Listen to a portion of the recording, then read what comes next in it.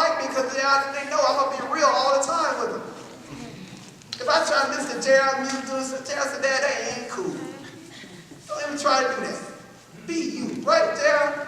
Be you. Be the nerd I am, right, Gerald? That's what Gerald said.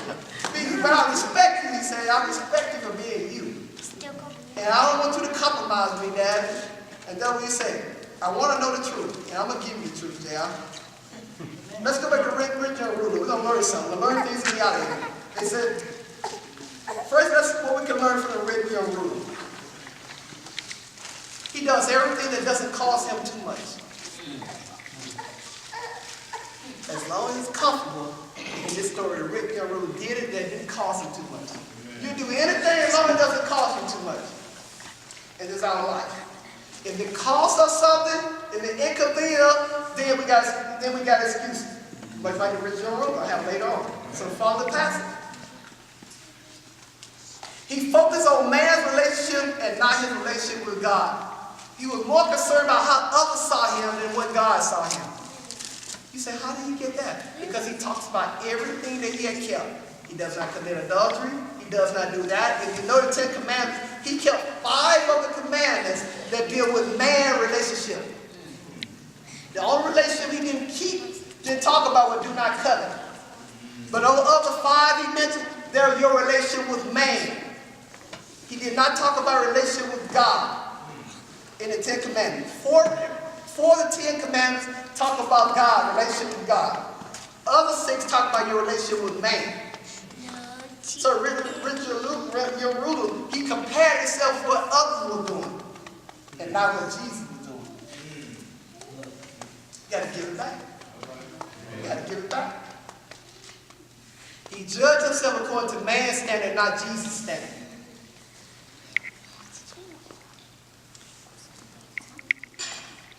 Much like us, he forgot where his blessing came from. Brother Sean, the rich young ruler, had everything.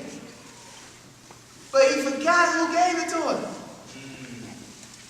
You forget. If somebody gave it to you, at least you can do it, break off. If God gave you time, if he gives you 168 hours a week, at least you can say, oh God, I'm going to break you off 16 of them. But we can say, no, God got other things to do, but I think that who gave you the time?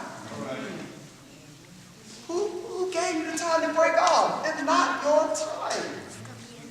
So when we do like a rich young ruler. We get around people that think the same way. And then we can say it's okay. Because we know God knows our heart and he understands. Does he really? Did he tell you that? Or you just came up with that? Is that theology? Sounds good, right?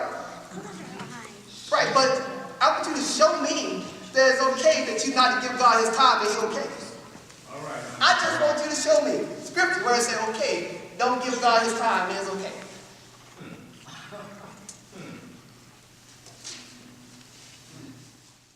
He valued something so much that he put it in places. He put it more higher than Jesus. He valued his riches so much that he put it more higher than Jesus, Sister D. He valued that so much that he put it more higher than Jesus. You know what? We have to realize we're on earth for only 70 years, 80 years, or whatever, depending on how long God keeps us here.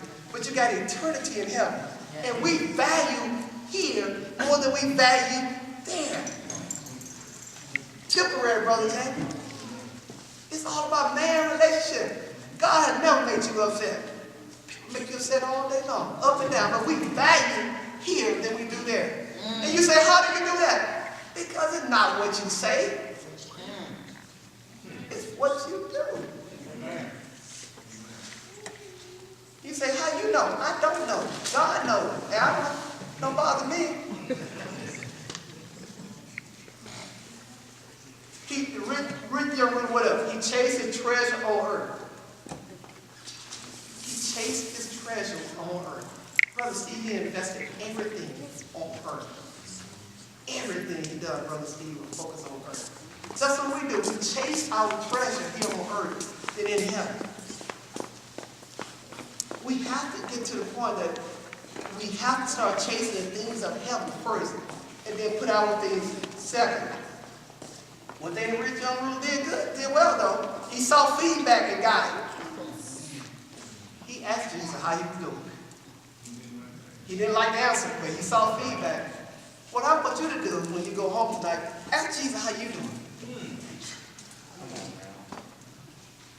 Ask him how you doing and write down everything he tells you. Please just write it. Don't even think about it. Just write it. Just write it. Write it. We'll figure out what it means later. Just write it down, what he tells you. And I guarantee you, you'll get some stuff that you can do. Ask him how you doing. Because a lot of times we can climb, we can do this, we can do that, and tomorrow ends. Promise.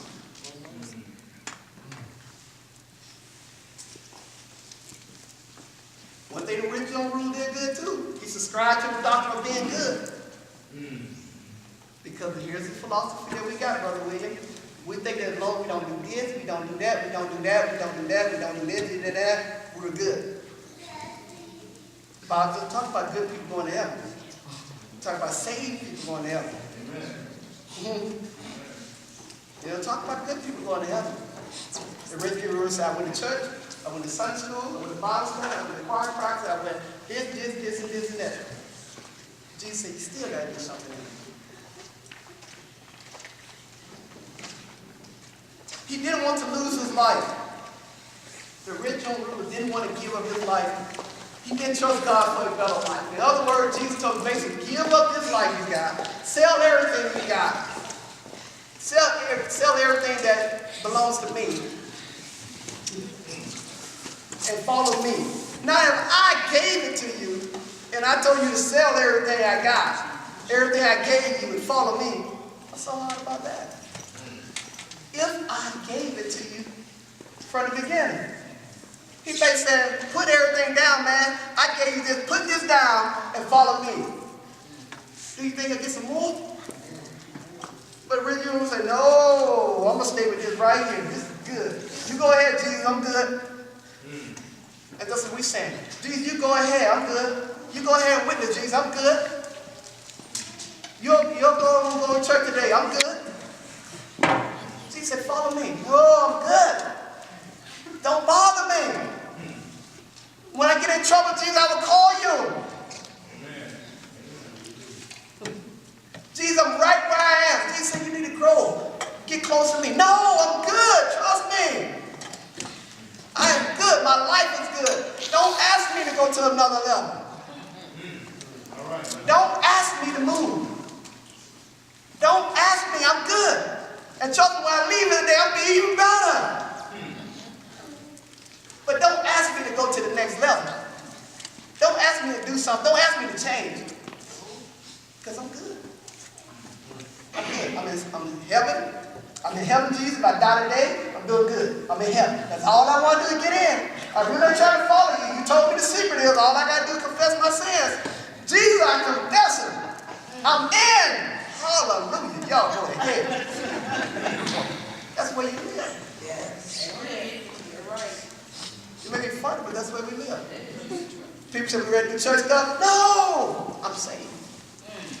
I'm in. What I'm trying to tell you all is, we can't play with God.